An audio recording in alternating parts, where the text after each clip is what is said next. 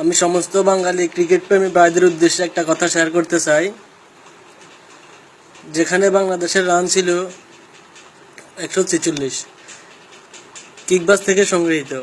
আমি দেখেন একটা ভিডিও দিতেছি, আপনারা ভিডিওটা দেখবেন এবং বেশি বেশি শেয়ার করবেন যাতে বিসিবির চোখে গিয়ে পড়ে।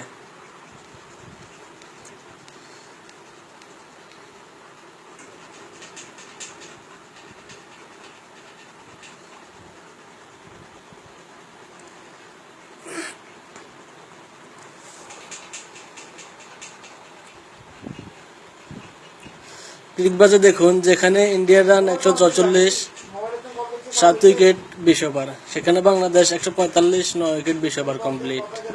কিন্তু একটু লক্ষ্য করে দেখুন ইন্ডিয়ান বোলাররা কে কয় রান দিয়েছে ওই ম্যাচে। Ashish Nehra 29 run, 4 over complete. Jasprit Bumrah 4 over complete, 32 run. Ravichandran Ashwin 4 over complete, 20 run. Ravindra Jadeja 4 over complete, 22 run.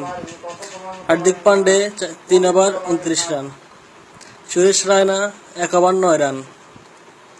এখানে সর্বমোট যোগ করলে রান হয় 141 রান। এদিকে লক্ষ্য করে দেখুন এক্সট্রা রান 5, তাহলে 41 আর 5-এ সর্বমোট রান হয় 144। সেখানে বাংলাদেশ টোটাল স্কোয়ারে আছে 145, আর 1 রান গেল কই। এখন আমাদের প্রশ্ন, 26 যে বলটাতে হোয়াইট বলটাতে আউট হয়েছিল ওই বলটার 1টা রান গেল কই। এই জিনিসটা সবাই লক্ষ্য করুন আর বেশি বেশি শেয়ার করুন যাতে বিসিবির চোখে গিয়ে পড়ে।